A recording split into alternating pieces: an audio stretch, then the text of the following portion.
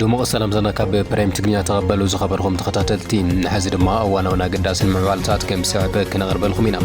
كان سبسكرايب لنا قبلهم كسموا داتك تكاتلنا ونعدم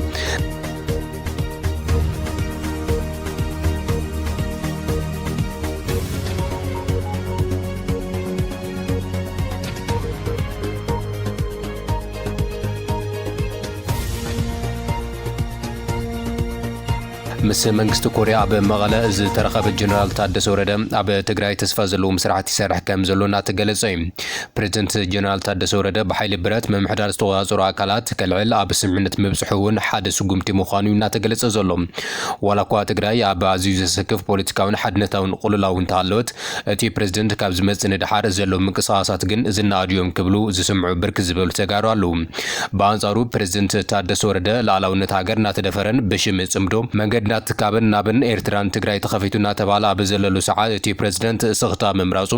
ምስ መንግስት ፌደራል ዘሎ ወርክብ ዘሰክፍ ክኸውን ከም ዝኽእል ዝገልጹ እኳ ብዙሓት እንትኾኑ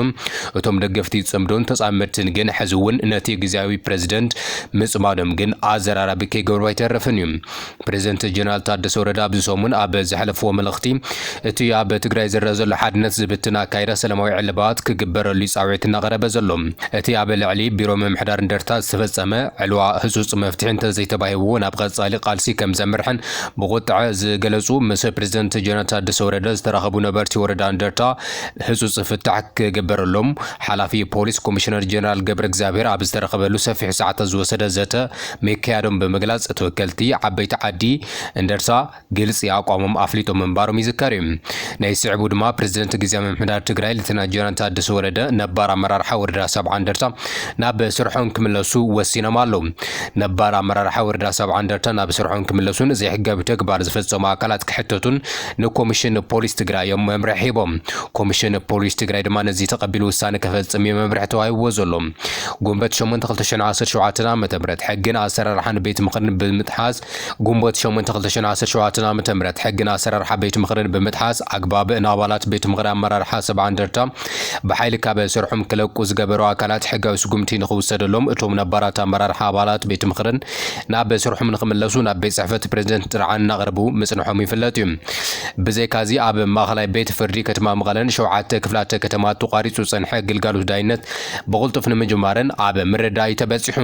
ፕሬዝዳንት ሌተናንት ጀነራል ታደሰ ወረደ ኣብ ልዕሊ ትካላት ፍትሕን ዳይነትን ዘጋጠመ ናይ ጸጥታ ስጋት ግዚያዊ ምምሕዳር ትግራይ ብኣግባቡ ከም ዝግንዘቦ ብምሕባር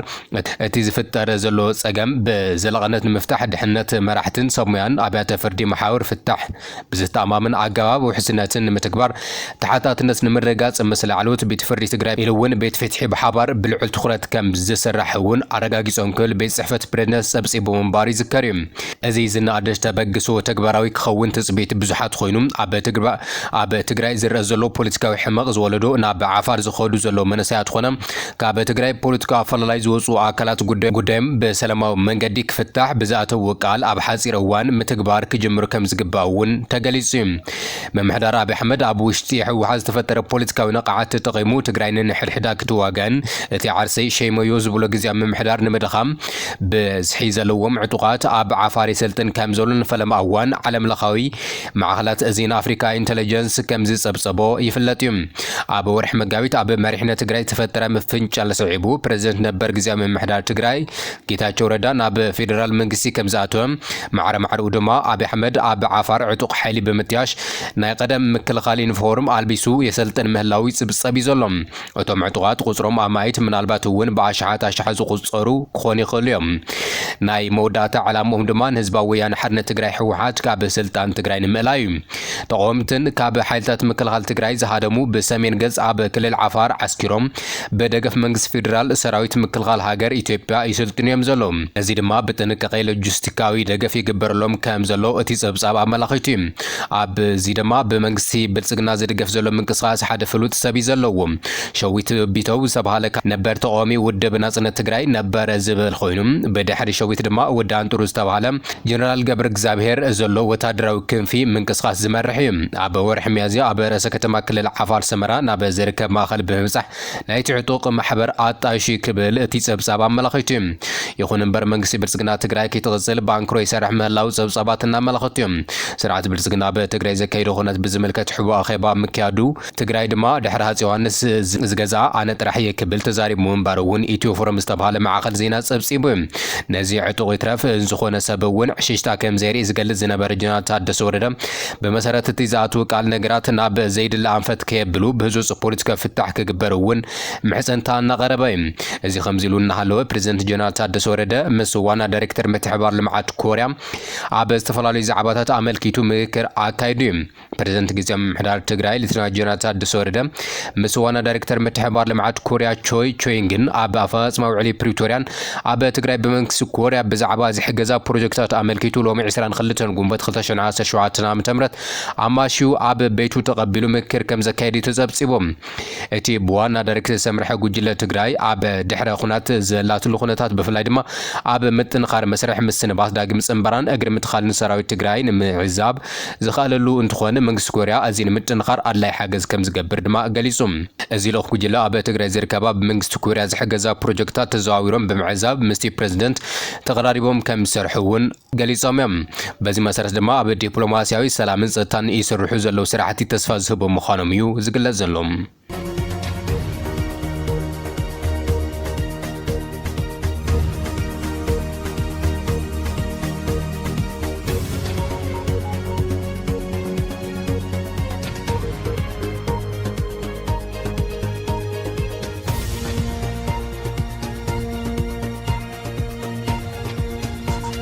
ሓድሽ ሸለኾ ሚስጥር ዝርብ ብልጽግና ብዙሓት ነገራት ኣቃሊዑሎም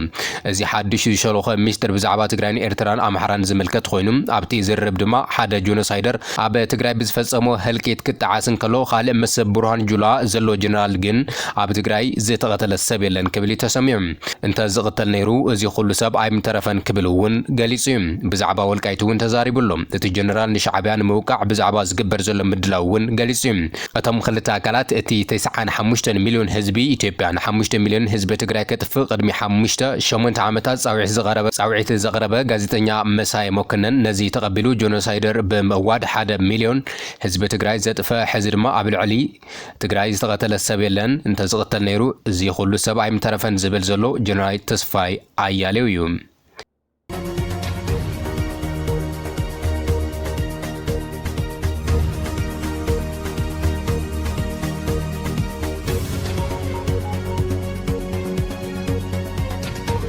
መንግስቲ ፌደራል ሓድሽ ዕፅዋ ከም ዝጀመረ ተገሊጹ እተን ኣብ ክልላት ኣምሓራን ዓፋርን ናብ ትግራይ ዝኸዳ ናይ ጽዕነት መኻይን ከይኣትዋ ብላዕለዋይ ትእዛዝ ከም ዝኾነ ተገሊጹሎም ፍታሕ ዘይተረኸቦ ዕግታ መኻይን ጽዕነት ወጥሪ ከየስዕብ እውን እናተሰገዩ ዝተፈላለዩ ጽዕነትን ኣብ ትግራይ ዝጓዓዛ ዝነበራ ሓያሎ መኻይን ኣብ ክልላት ዓፋርን ኣምሓራን መዓልታት ምዕጋተን ስጋኣት ይፈጥር ከም ዘሎ ይዝግለጽ ዘሎ እቲ ኩነታት ኣመልኪቱ ኤጀንሲ ንግድን ሰደድን ጊዜያዊ ምምሕዳር ትግራይ ናብ ዝምልከቶም ኣካላት መንግስቲ ፌደራል ሚኒስትር ንግድን ዞባዊ ምትእስሳርን ብዛዕባ እቲ ኩነታት መብርሂ ምክንያት ክወሃቦ ብደብዳቤ ሓፅሓተተ ኮይኑ ዛጊድ ዝተዋሃበ ምላሽ ግን ኣይተረኸበን እዩ እዚ ኩነታት እዚ ድማ ነቲ ኣብ መንጎ ሰበ ስልጣን ጊዜያዊ ምምሕዳር ትግራይ ሓደ ክንፊ ሕወሓትን እናተበርዓነ ዝመጽእ ዘሎ ዘይምትእማን ዘርኢ ምዃኑን ናብ ዳግማይ ግጭት ከየምርሕ ህዝቢ ሸቕሎት ይስማዕ ከም ዘሎ ተገሊጹ ዘሎ እዘን ካብ ዝተፈላለዩ ከባቢታት ኢትዮጵያን ጅቡትን ሰበገሳ ዓበይቲ መኻይን ኣብ 2-3 ኪላታት ዓፋርን ኣምሓራን ወልድያን ተዓጊተን ከም ዘለዋ እቲ ስጉምቲ ኣብ ልዕሊ ህዝብን ማሕበረሰብ ነጋዴ እውን ዓብይ ሸቕሎት ፈጢሩ ከም ዘሎ ቢቢሲ ዝዛረበም ኣካላት እዮም ገሊጾም ኣብዚ እዋን እዚ በሰርዶ ሜዳ ዝበሃለ ናይ ትግራይ ወልድያ ዝርከብ ኬላ ምስ መኪኑ ተዓጊቱ ዝርከብ መራሒ መኪና እቲ ዕግታ ዝሓለፈ 16 ጉንበት 2017 ከም ዝጀመረ ይዝሕበር በሶኒ ድማ ድሕሪ ገለ ዝርርብ ሕለፉ ተባሂሎም ከም ዝነበሩና ጉዕዞ ጀሚሮም ከም ዝነበሩ ዝገለጸ እቲ ሾፌር ኣብይ ኣሕመድ ኣብ 24 ሓምለ 2021 ረድኤት ናብ ትግራይ ከይኣቱ ብምዕጋት 1 ሚሊዮን ህዝቢ እንተሞይቱ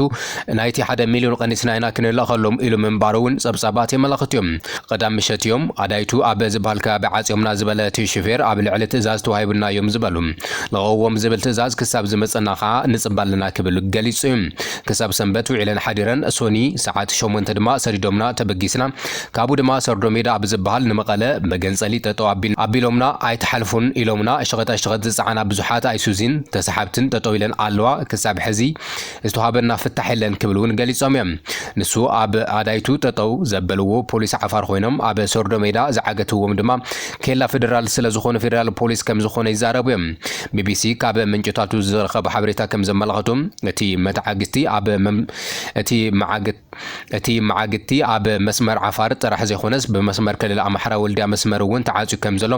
ናሳስ 30 መኻይን ኣብ መንገዲ ተዓጊተን ከም ዘለዋ ይዝሕበር ክፍለጥ እንከሎ ጽልዋ ናይዚ ኩነታት ኣብ ዕዳጋታት ትግራይ መብርህ ንምርካብ ካብ ሰብ መዚታ ክልል ሓበሬታ ንምርካብ ግን ኣይተኻለን እዩ እቶም መራሕቲ መኻይን ነቶም ፖሊስ ቀሪቦም ከዘራርቦም ኣብ ዝፈተንሉ እዋን ንሳቶም ንባዕሎም እውን እቲ ምክንያት ከም ዘይፈልጥውን ካብ ላዕለዋይ ኣካል ከም ዝተዋሃቦም እዮም ዝሕብሩ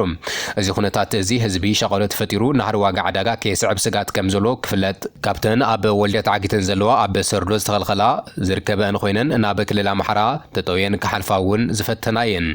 እቶም ኬላታት ኣብ እዋን ኩናት ትግራይ ረድኤት ይኹን ዝኾነ ሸቐጣሸቐጥ ከይሓልፍ ዝተኸልኸሉ ብምዃኖም እቲ ምስ ምትፍናን እቲ ኩነታት ናበይ ይኹን የምርሕ ይኸውን ዝብል ሸቐሎ ተፈጢሩ ከም ዘሎ ቢቢሲ ዘዘራረቦም ኣካላት ገሊጾም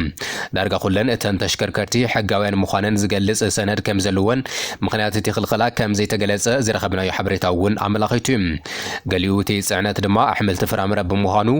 ብቐሊሉ ክበላሾ ከም ዝኽእል ገለ እቶም ሾፌራት እዮም ገሊጾም ንብረት ኣይሓልፍን እንተተባሂሉ እቲ ማሕበረሰብ ዝኾነ ነገር ኣሎ ማለት እዩ ኢሉ ናብ ዘየድሊ ጥርጣሬ ይወስዶ ኣሎ እቲ ዝሓለፈ እዩ ዘዘኻኽሮ ኣብ ዝኾነ ፖለቲካ ዘየሉ ህዝቢ ማሕበረሰብ ንግድን ምጉዳእ ግቡእ ኣይኮነን ዝብል ኣብ ትግራይ ዝርከብ ወናኒ መኻይና ጽዕነት ዩናስ ድማ መንግስቲ ቁልጡፍ ፍታሕ ክህበሉ ድማ ጻውዒት ተቐሪቡሎም